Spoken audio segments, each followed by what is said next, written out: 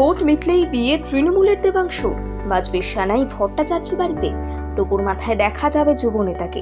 পাত্রীকে চেনেন কি না, পেশা কি, রাজনীতি নাকি অন্য কিছু, শুনুন দেবাংশুর মায়ের কাছ থেকে। চলছে লোকসভা ভোট, আর এই লোকসভা ভোটে সব থেকে চর্চিত নাম দেবাংশু ভট্টাচার্য। তমলুকের প্রার্থী হওয়ার পর থেকে যেন তাকে নিয়ে জল্পনা বেড়ে গিয়েছে, তবে এবার তিনি কোনো ছোটখাটো কারণে চর্চায় আসেননি। তৃণমূলের যুব নেতা খুব শীঘ্রই বিয়ে করতে চলেছেন। ইতিমধ্যেই ভট্টাচার্য বাড়িতে শুরু হয়ে গিয়েছে বিয়ের তোড়জোড়। মিসেস ভট্টাচার্য কে হবে তাও ফাইনাল হয়ে গিয়েছে। এখন শুধু বাকি সঠিক সময়ের অপেক্ষা। ভোট শেষ হলেই 4 হাত এক হবে। তবে যুব নেতার জন্য পাত্রী ঠিক করেছেন তার নিজের মা। রূপে গুণে একেবারে লক্ষ্মীমন্ত বৌমা পছন্দ করে এনেছেন তিনি।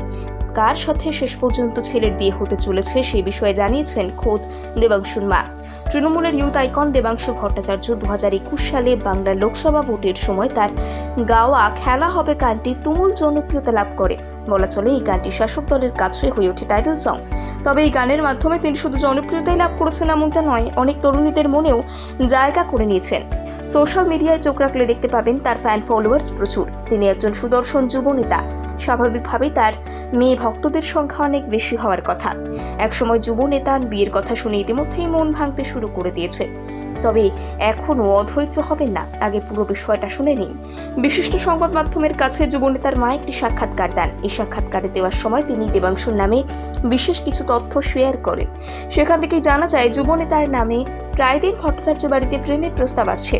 নানা ধরনের চিঠি, গিফট মেয়েরা পাঠিয়ে থাকে। এগুলোই দেখতে দেখতে তিনি ভাবতে থাকেন, কিন্তু ছেলের এই বিষয়ে বিন্দুমাত্র ভ্রুক্ষেপ নেই। সে ব্যস্ত তার রাজনীতির কাজে। তিনি আরো জানিয়েছেন ছেলে এখন বিয়ে করতে চান না, কারণ দেবাংশু নাকি বিয়ে করার বয়স হয়নি।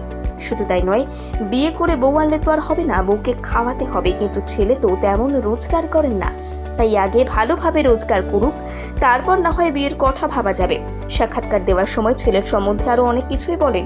তিনি চেয়েছিলেন তার ছেলে যেন ইঞ্জিনিয়ার হয়, মাস গুনে ভালো বেতন পাবে, এতে করে ছেলের একটা ভালো ভবিষ্যৎ হবে। কিন্তু ছেলে ছোট থেকেই রাজনীতিতে নাম লেখাবে বলে ঠিক করে নিয়েছিল, তাই তাকে আটকানো যায়নি। তিনি বলেন ছেলে যাতে রাজনীতিতে যুক্ত হতে না পারে সেজন্য তিনি পাড়ার লোকেদের দিয়ে ভয় দেখান। তাতে কোনো লাভ হয়নি। দেবাংশু নিজের সিদ্ধান্তে অনড়। তবে তিনি এখন ভীষণ খুশি। সকলের মুখে ছেলেরা তো নাম ডাক দেখে তিনি খুবই গর্বিত। বিয়ের সাথে দেবার কথা ভাবছেন না, আগে ছেলে ভোটে জিতে আসুক, তারপর যা হওয়ার দেখা যাবে।